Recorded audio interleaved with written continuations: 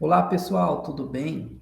Dando continuidade ao capítulo 9, adentraremos hoje a parte 4 das propriedades das soluções. Na verdade, hoje falaremos sobre as propriedades coligativas. Isso porque algumas propriedades físicas das soluções diferem em aspectos importantes daquela dos solventes puros. A redução do ponto de congelamento e o aumento do ponto de ebulição, por exemplo, são propriedades físicas das soluções que dependem da quantidade, ou seja, da concentração, mas não do tipo ou da identidade da partícula de soluto. Tais propriedades são chamadas de propriedades coligativas.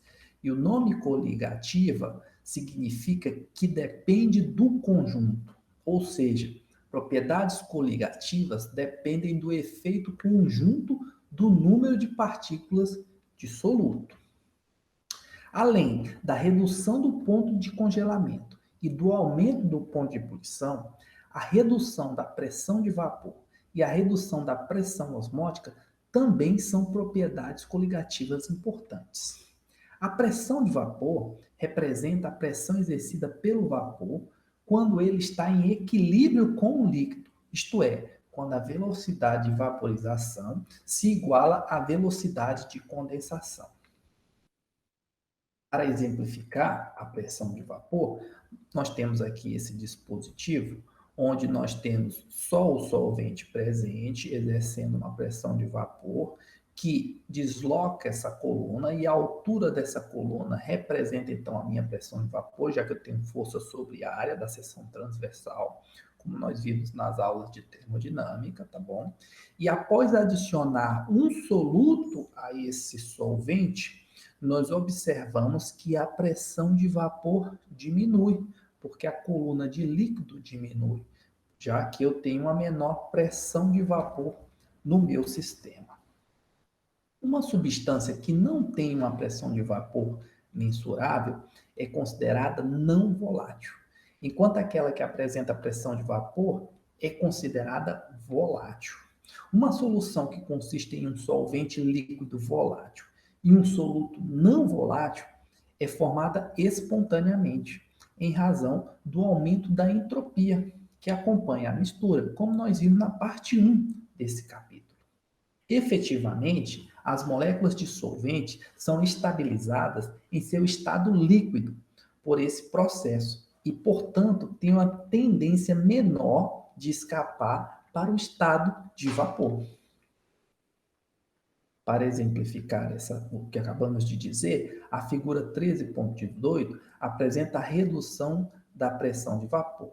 Podem observar aqui que no início nós temos o sistema em equilíbrio, apenas com partículas do solvente volátil, e após adicionar um soluto não volátil, representado aqui por essas partículas de soluto não volátil em vermelho, a gente observa uma redução da velocidade de vaporização, por causa da presença desse soluto não volátil. Quando o equilíbrio é restabelecido, nós temos um menor número de moléculas na fase gasosa.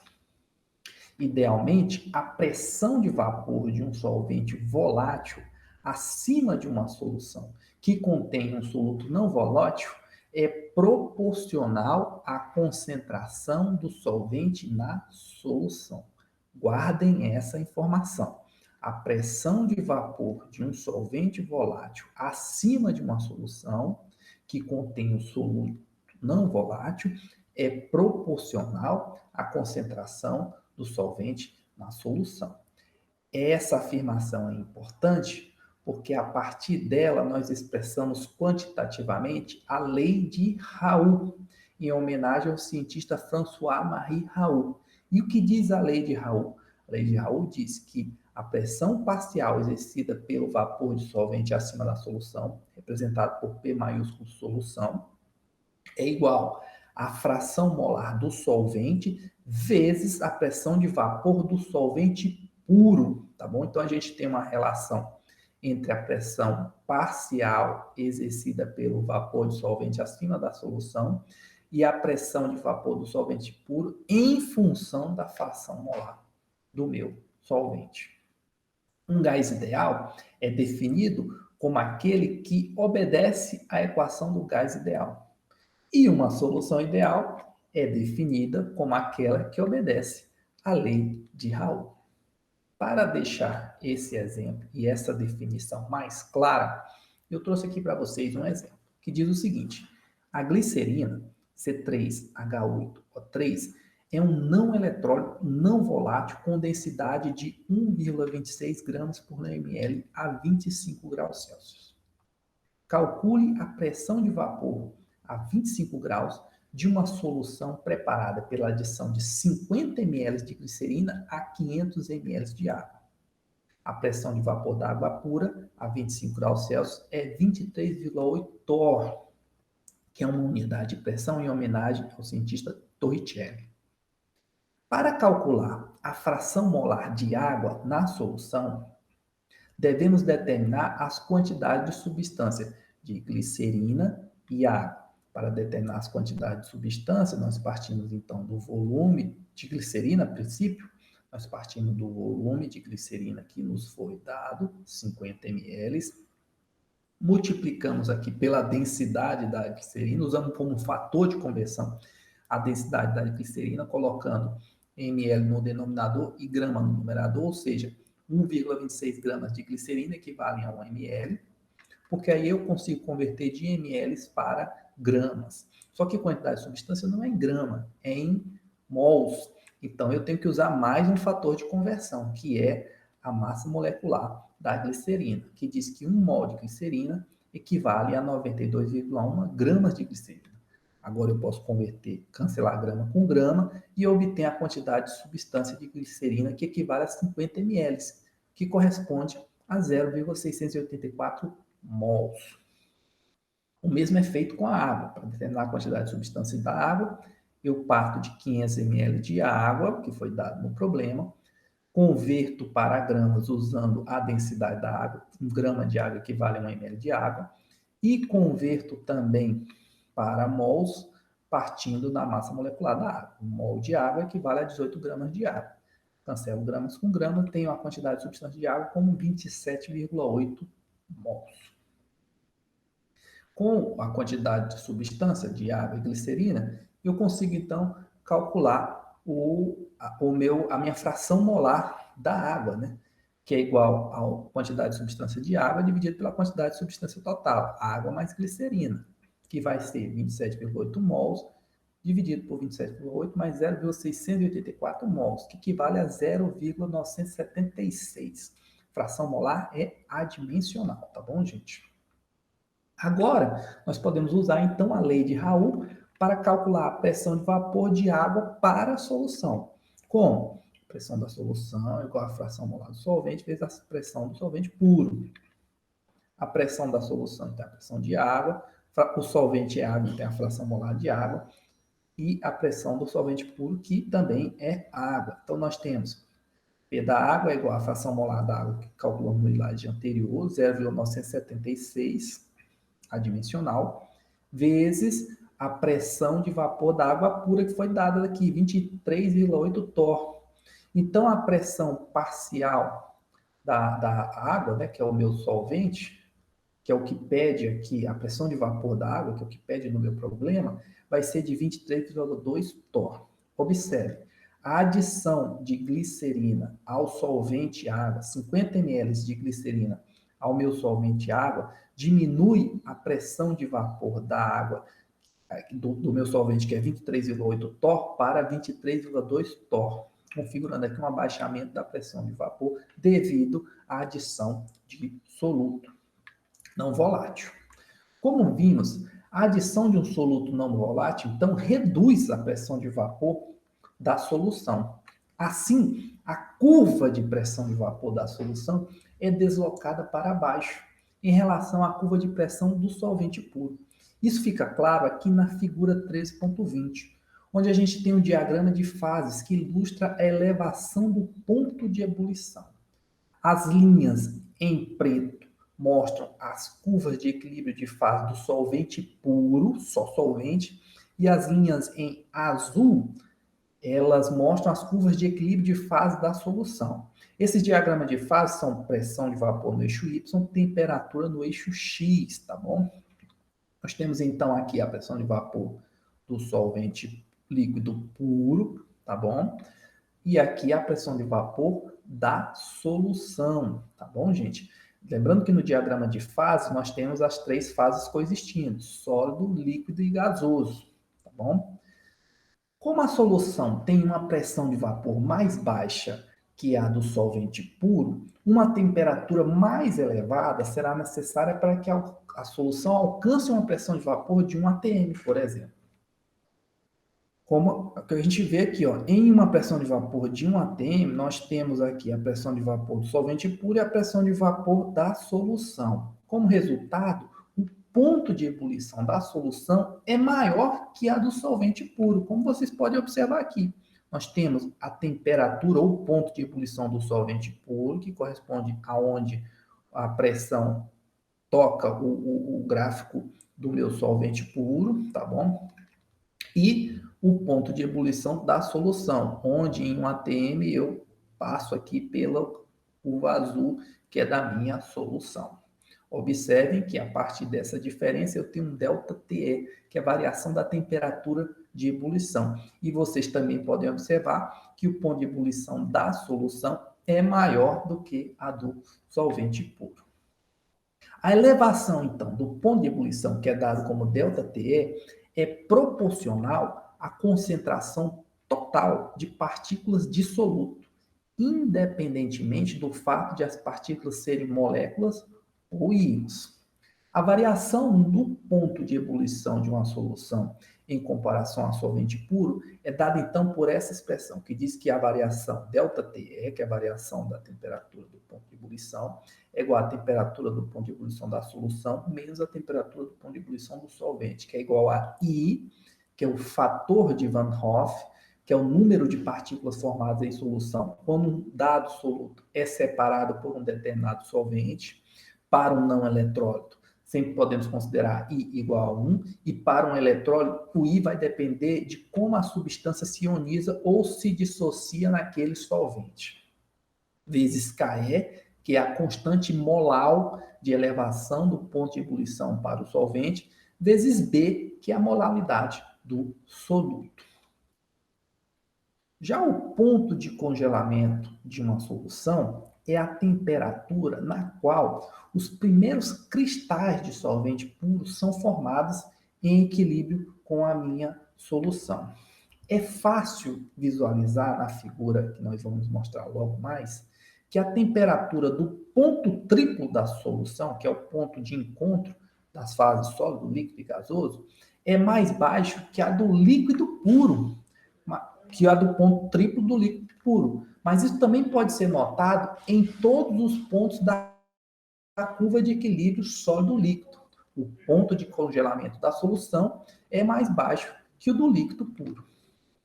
Para deixar isso mais claro, nós temos aqui então a figura 13.21, que mostra o diagrama de fases que ilustra a redução do ponto de congelamento.